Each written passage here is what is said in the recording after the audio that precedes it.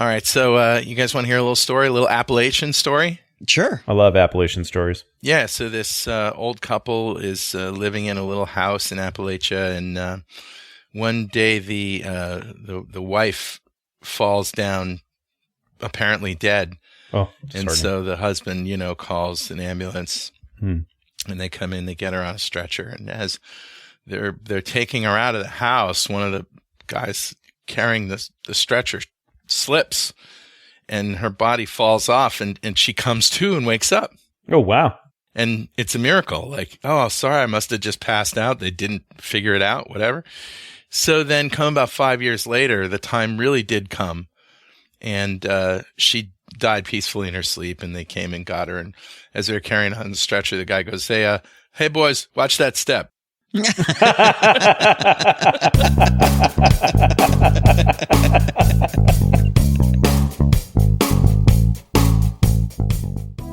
Well, how are you guys doing? Good. A little bit of fall spring here. Now it's winter again. Yeah. And it's like 65 degrees after being 30 degrees. Yep. Yeah. We really, It's been wreaking havoc with my my sinuses.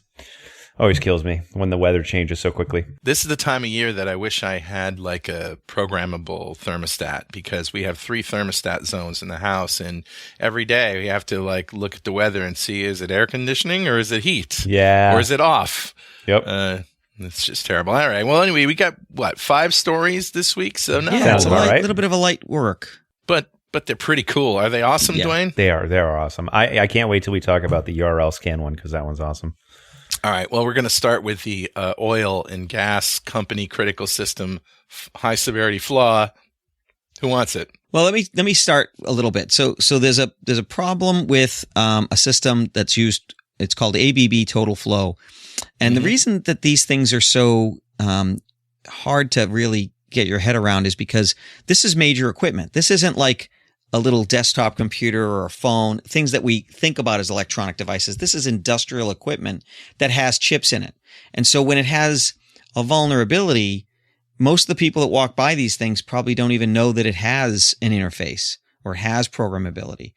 And so these controllers, they almost don't have the personality to most of the organization to think that they could have a bug. You can't plug in a keyboard and mouse and just... Yeah, you got a remote in, or you got to, have the port that's opened and things like that. And and they've got an 8.1 CVSS score 8.1 vulnerability. Wow. That's a little confusing the way it's described. Dwayne, do you want to talk about that? Yeah. So this I've been noodling over. Okay. And every time we see these types of attacks, I always think to myself, okay, A, where can I get the POC code? Because I'd love to run it against something, right? But B, if I can't find the POC code, proof of concept. Yeah, proof of concept code. How would I exploit this? What would I take just from the minimal things that they mention here, and how would I craft an exploit? So they say the vulnerability is tracked as, blah, blah, blah, CV 20220902 is a path traversal vulnerability. So what a path traversal vulnerability typically is imagine you're on a web server. You go to www.mywebsite.com or whatever. And then instead of www.mywebsite.com and you have that little slash at the end, what if you did ...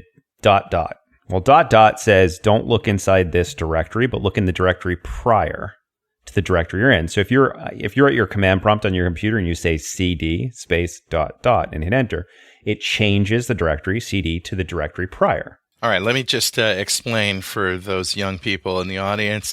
A command window is happens. A computer is a device.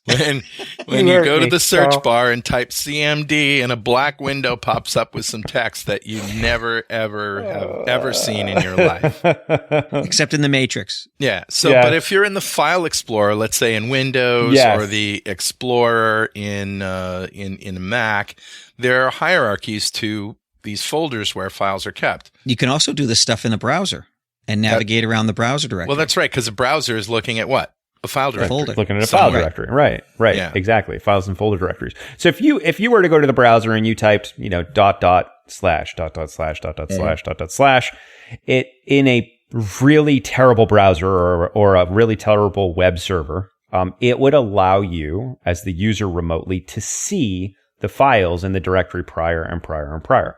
Right. But that doesn't happen because of permissions. No. It's usually because the web's, in this particular example, the web server is allowing that type of command to show directories prior. More than a decade ago, all of the vulnerabilities were these. Oh, yeah. That's Tons right. of directory traversal. Yeah, exactly. So this is a path traversal, but it's in this ABB Flow computer. And more specifically, it's actually in their TCP protocol. Okay. So it's how that is the this protocol computer, that powers the internet, kids. Yeah. So it's how this computer communicates with other computers on the network. And my assumption here is there's certain types of packets you can send it to either configure or set up the computer, the ABB Flow computer. And in certain cases, maybe you can point it at a config file. Oh, look at the config file in this directory. And if you don't, if you there have the ability to maybe back it out and traverse the directory. Okay. So let's assume that that's all the case. So what, right? So you can see the files on the hard drive. Who cares, right? I would. Well, that's bad, but it's not devastating. Right. Because, it's one level devastating. before the web root is usually where config data is stored. Exactly. So that's a great point. And there might be server passwords or the like. But that's not how they're describing this. They're describing this having abilities that don't necessarily make sense. Well, no, but but let's follow that down. I agree. I agree with the path Carl's going. We've drawn him over to the dark side. What would he do? So he would start surfing the drive and he'd start looking for sensitive files that he could read. And there's two ways that you could manipulate a path traversal and what we call a local file includer, an LFI.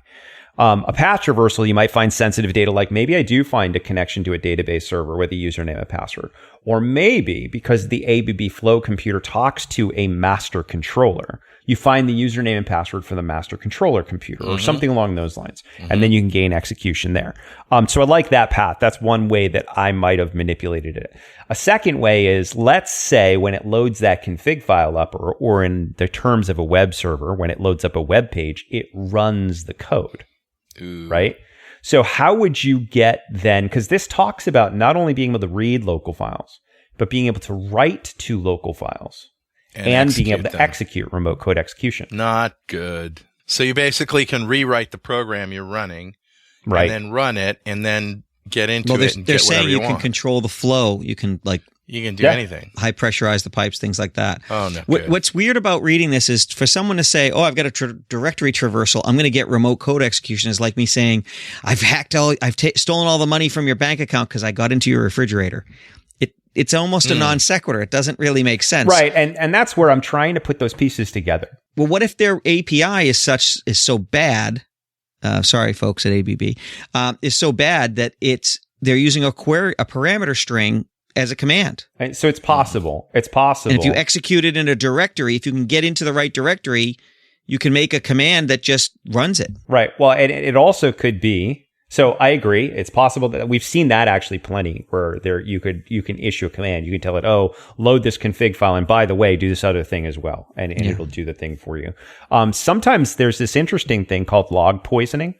So for web servers more specifically, what you could do, let's say I had the ability on a web server to load up any page I wanted on the hard drive of the computer, the remote server, as a web page, and it processed it, right? So if it was an ASP.NET application, it would load code and run it. If it was a PHP application, it would load PHP code and run it, whatever it is.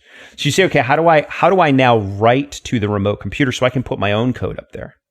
One interesting way is what's called log poisoning. So what if every page I request from the web server is a line of PHP code? mywebserver.com, line 1. mywebserver.com, line 2. Then all I need to do is tell the web server, go load the log file. Play the log. And it's going to throw a lot of errors, but then when it hits my code, it's just going to run it because it's all in the log file. How is that even possible? That it's awesome. Reading a log file should read the file. It shouldn't execute it if it's code. It's crazy. It's awesome. Wait a minute. Did you just give some criminal career advice, Dwayne? Yes. Criminal career advice. I think you did. It's criminal career advice. Yes, criminal friends. If you need to write to a remote server, log poisoning might be the way. I mean, there's a lot of You're lessons an here. evil But man. let's talk about the macro lesson. The macro lesson is that very often people like don't think something's a big deal, and it's a big deal. Yep. The hackers figure out how to. The hackers are like mice. If you've ever had to keep mice out of a structure, you find out that they can slip through a hole smaller than a dime. That's why Dwayne has grown gray furry ears. It's crazy. It's crazy. Slipping all the places. But you don't think about like you don't process the information that way. That like a little sliver under the door could let a mouse in, let a little sliver of information or a little bit of act. You know, what are they going to do with that? That's no big deal. So you guys are the pest control of the corporate world. then, I Most guess. people would consider us the pests. Yeah. Yeah, that's about right. We're like pet rats. You guys leave traps and, in the middle of the night, you just hear, "Tsh." What was that? Oh, well, let's do a little log poisoning here and find out. I got an oil story for you. You ready for this? All right. So I was brought in as part of a project that ended up ending before I got started, but it was an oil project. So this was software for oil companies. It was out west. And I won't say who it was, but when I got there, the first thing we did was we went on a field trip to an oil field. And it was just out in the middle of nowhere. And there's these, oil rigs, you know what they look like, right? They're just bobbing for oil. And they wanted to modernize. So I look around this oil rig and there's a tank, where trucks would drive up, and there's no fence. Not my kind of tank. The guy No. just, no, not that. An Abrams? Tell me An that's oil Abrams. tank. Merkava? An oil tank. So the guy just walked over the fence that was about, 1 foot high, climbed over it, opened up the panel, started pushing some buttons and operating it. And I'm like, is there a lock? Nope. Okay. And then they look on the side of the oil tank, and there's a mason jar with a slip of paper in it, and it's got a slot in the top. And they open the slip of, and they look, and it's is basically how the trucks would come up and take oil from the tank. They would write down how much and who they are, and they'd put the slip, and it was duct taped to the side. That's awesome. It's a good honor system. And I'm like, what the heck is going on here? Did I just parachute in here from another planet? I mean, isn't there a guy with a shotgun here Everyone's somewhere? got a shotgun. But I mean, there's no security. That's crazy. Yeah, it was nuts. Maybe that had to do, was one of the reasons why it was such a short-lived project. But Could be. They try to pay you in oil. And Yeah. here's the best part. Before we went out there, they're looking at a graph because they had some telemetry about the, how much oil was in the tank. 3:00 in the morning, it goes from full to empty. And they're like, I wonder who took that. I'm like, you don't know? You can't read. We got to go read that paper You out of gotta the go mason look at jar. the paper. That's right. It was unbelievable. That's crazy. Unreal. Anyway, so But what's you know next? what? It is super secure from hackers. Right. Yes. Hackers. Unless they're in town. Off the grid. The physical breach is required. All right. What's next? So next is actually a good story. Not a good story for me, but a good story for everybody else. Is Microsoft launches passwordless authentication for Azure AD on iOS and Android, which is awesome. So from a defense side of the house, we all know that phishing is the number one sort of exploit out there right now. I say exploit of the human condition, if you will, where we're getting usernames and passwords, and it's super easy to get someone generally to give you a username. Listen to and Dwayne, password. and he'll teach a man to fish. Heck yeah. Or smish. Or vish. Yeah, any of the issues, I'll The teach issues. you. I'll teach you all the issues. So Microsoft has already been really pushing hard to get to passwordless authentication, and we've talked about this before. I have it on my phone with Microsoft Authenticator. I love the fact that it's not like a "do you want to" or "don't you want to." It's a "hey, pick the right number." Right. So it pops up and says, "Here's 4 numbers. Pick the right one." That way, Google you has know it this too. is me trying to authenticate, not somebody else. So, really cool stuff. It's shifting the burden from something you know to something you have. Yeah. Correct. And that is popular right now. but there's still a burden there of people can get those things off of you. You might not notice that they're missing. Sure. It lowers the population that can steal from you from, 7 billion to those that can get physical access to you, but it doesn't bring it to zero. No, it doesn't. But There's you know always what? Patrick and Dwayne. Right. But I agree with what Carl has said on the show plenty of times. Is listen, usernames at one point were kind of the bare minimum, and everybody could have the password. And then usernames with better passwords were the bare minimum. And now usernames and passwords and some sort of multi-factor authentication has to be the bare minimum. And I think it's great to see Microsoft now pushing this towards the enterprise. So this whole article on Tech Radar is around Microsoft allowing Microsoft AD users, so corporate users, to be able to use Active the Directory. YubiKey. Active Directory users to be able to use the YubiKey authentication application on their phones to be able to authenticate them to Microsoft services for corporate. I think that's a huge push. It's bring your own device to the corporate access. That's nice. Without passwords. It's great. It's a big development, but I want to be careful about painting things as a panacea, because in wireless networking, passwords are a real problem because everybody wants a password for their wireless network that's reasonable and easy to remember. But you can also set up wireless networks to work with certificates, and that's the most secure way to do it. But why don't we all do it? Because it's pain, because it's difficult to manage, and because it's inconvenient. Okay, which does make it more secure. Is this more convenient, do you think, or is this less convenient than knowing the password? What could go wrong? Yeah. I think it's convenient. I mean, what could go wrong is that, your phone is as secure as you make it, isn't it? Yeah. Yeah. Yeah. Okay. All right. Yeah, Just me being a jerk. I know, right? That's all. Yeah. It's know better what? than not having it. Way to not be positive about it.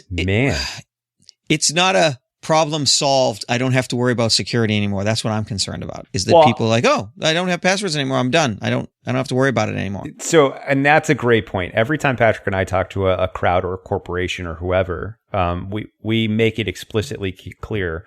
Listen, security is not a destination. You're never going to get there. Nobody's ever going to get there. It's a road, and you can determine how far down that road you want to walk, right? Until you believe that your assets are secure enough to still continue business. There is no done ever, unfortunately. Yeah.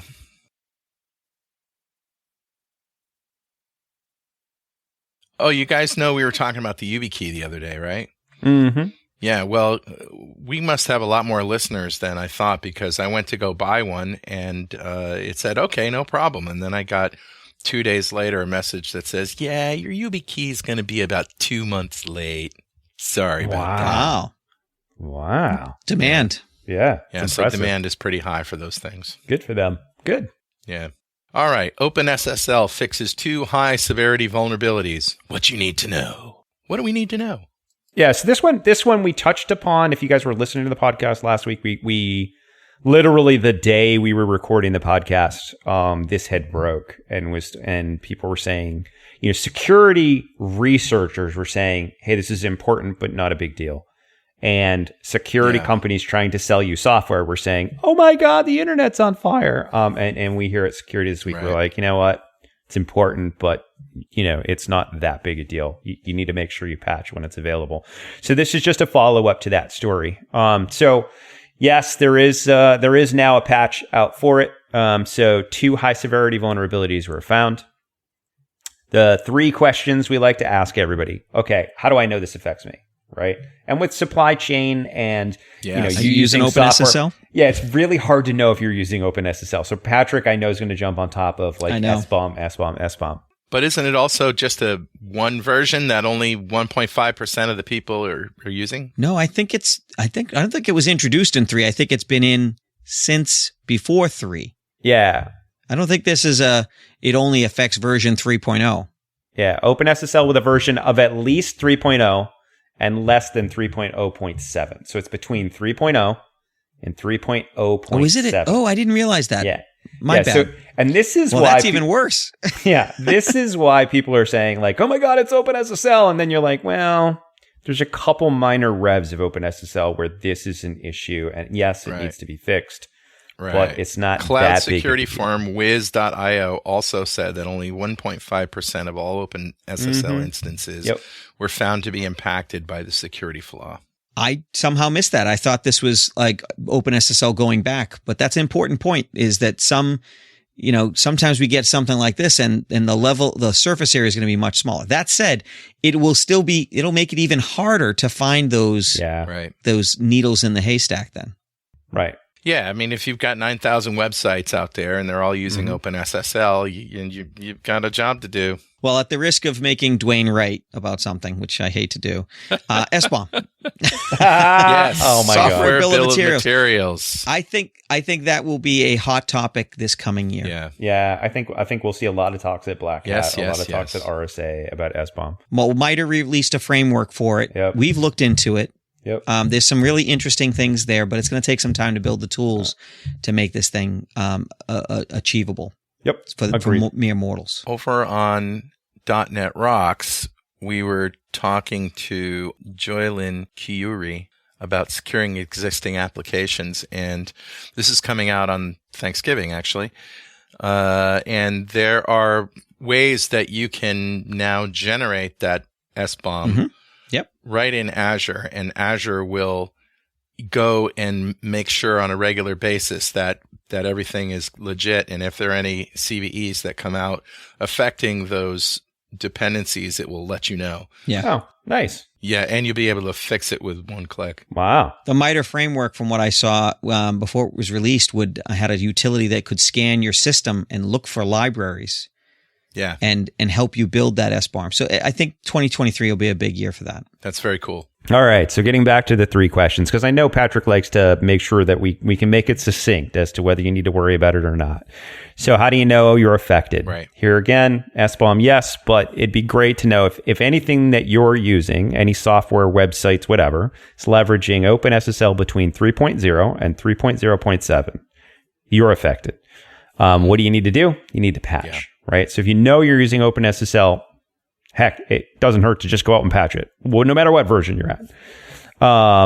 And what are the potential consequences? So both vulnerabilities, there's 2 of them, remember here. Both vulnerabilities abuse what's called the buffer overflow flaw. So feeding more data than OpenSSL is expecting in a particular parameter.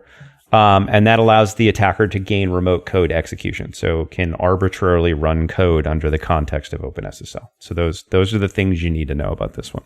Okay. Good. Okay, what's next? Patrick?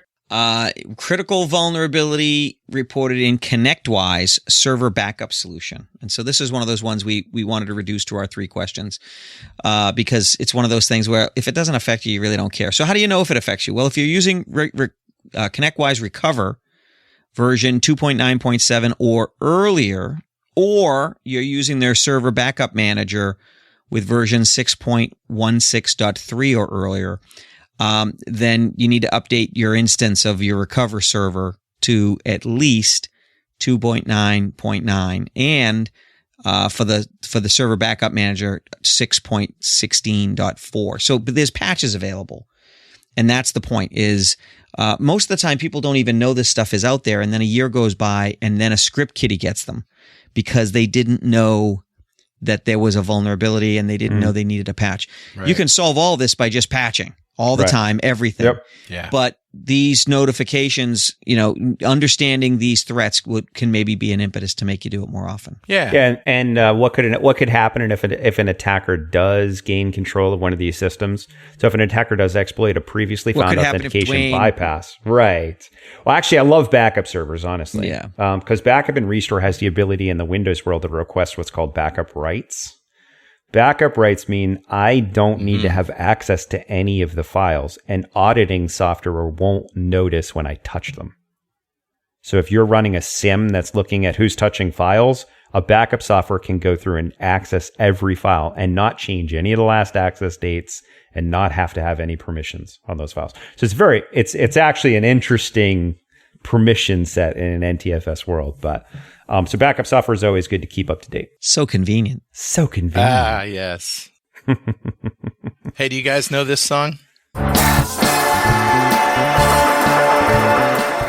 Okay. That's an old jam that I did with my brother An oldie but a goodie. An oldie but a That, goodie. that might have been the band on the runtime. No, that's just me and my bro. Yeah. And Steve Cremidas on drums. Nice. I will post a link to that. Awesome. All right. All right, last story. Last, but a good one. Oh, this one's great. This one is awesome. All right, so this is the Hacker News. Okay. It's so cool. Me and my team have been diverted a bit this week by examining this issue. Let's put it that way. So an expert finds URLScan security scanner inadvertently leaks sensitive data. All right. That is awesome. Right? It's a security scanner. You think you can trust it. But no! This is so great. Okay, so imagine you say, you know what I want to do is I want to write a plugin for Chrome, or I want to write an endpoint detection system that I install on my computer, and I'm a software vendor. And I say, you know what I should do is I should check that every URL somebody goes to is safe. Right. Right? Norton Yes. does this. All sorts of things do that. Say, this is not a safe URL. This is a safe URL. Well, Right. where do they get that data? Well, where they can get that data is URLScan.io. It's a sandbox that has an API and application programmer interface. Boy, that's Where you convenient. Right? Where you can submit the URL and it will come back and tell you whether it's safe or not. Sounds awesome, right? Yeah. The other really awesome part is they give you the ability to search all of those URLs that were ever submitted. There's the problem. So you say to yourself, what could possibly get submitted to this thing that nobody would ever want to know? How about every time you go to a website and you say, I forgot my password? Well, what do? They send you a link that resets your password, which then would get submitted to this and you could search for it. So now you have all of these website links allowing you to reset people's passwords based on the tokens that were in those URLs. Wow. Or let's say you go up to your web server and you create a backup of your WordPress instance. And then you download that backup zip wherever you put it on the drive. You put it in some secret location so nobody can find it. And it's a complete copy of your WordPress site. But now, because you clicked on it and it's a zip, it got submitted to URLScan.io, and I can now find it.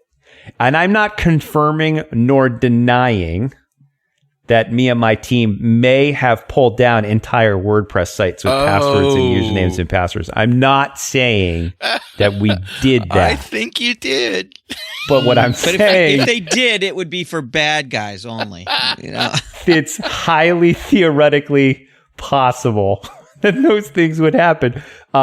Let's say you decided that you wanted to be able to allow secure access to one of your servers, and you took a certificate.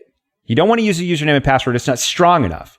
So you took a certificate and you copied that up to the server and put it in a place that nobody knows so that only that person can download it. And when they download it, that link is submitted. No. And now anybody can download that certificate No. and use it to connect to that resource. And the list goes on and on and on. Oh. I can tell you there are exploits that are so widely. We just finished a red team engagement with a large public school district.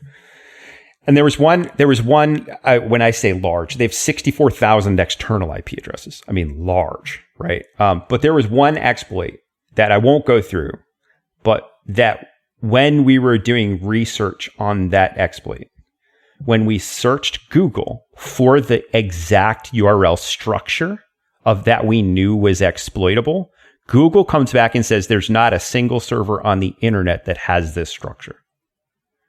When digging deeper, what we found is Google had removed that search from their database because it's so vulnerable. Wow. They didn't want people searching for it. So we said, as hackers, we'll go to Shodan.io. Those guys don't care. They'll still give you anything. And we searched there, and sure enough, they also wouldn't give us results. They said, no, we're not allowing you to search for this. The only people who search for this are bad people. Then we went to URLScan.io, and we searched and they're like, here's thousands of them. Pick any one you like and decide whether you want to hack them or not. Yeah, it was awesome. Wow. Awesome. Crazy. That is awesome. And then that's a good place to leave it, I guess, because we're out of stories. Yes. Yeah. So What's the lesson? Patch. Wait, hold on.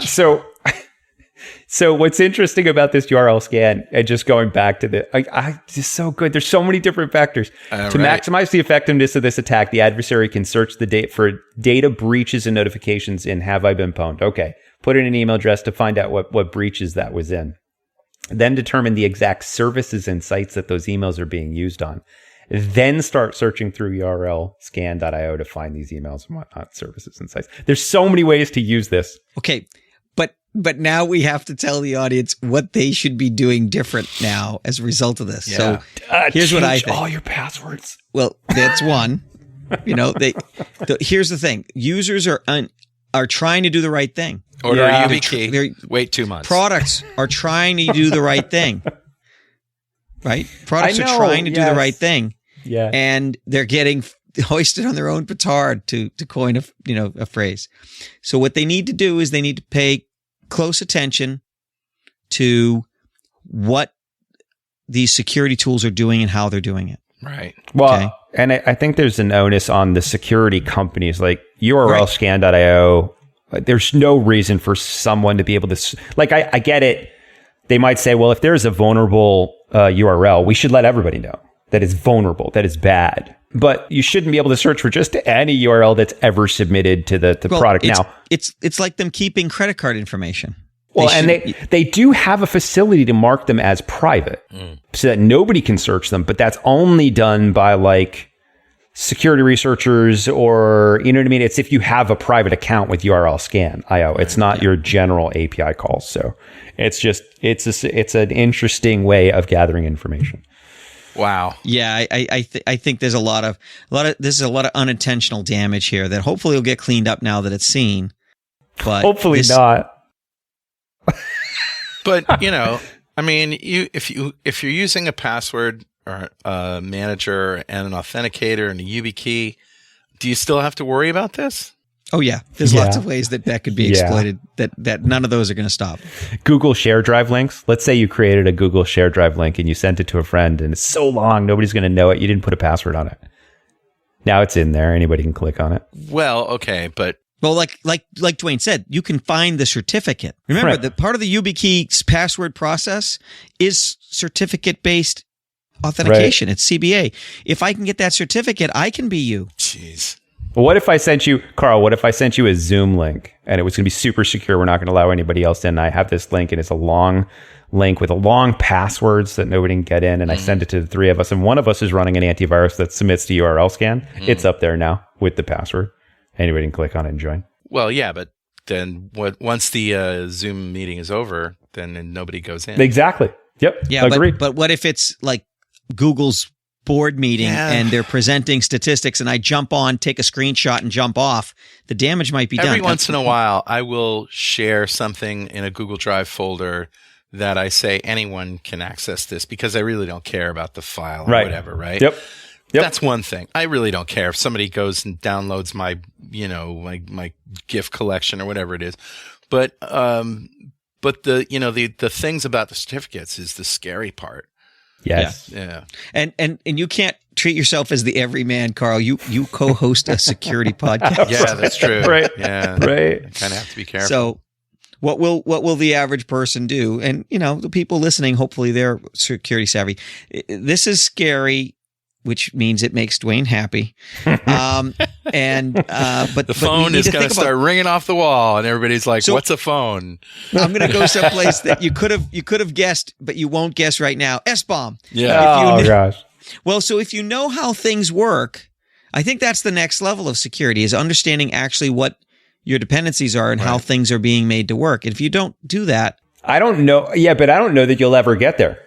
maybe we'll have a chief dependency officer. We'll have a chief dependency officer who's going to make sure that everything is organically grown. And my as family would be a chief codependency officer. Ba-dum-bum. All right. I mean, more than a decade ago, Dwayne and I looked at each other and said, "Do you think they'll ever get so secure that they won't need us anymore?" It's like, nah. That'll never happen. Nope. All right, guys. Try to have everybody. a good weekend, and we'll see you next time. Thanks, guys. All right. Bye. Bye-bye. Bye.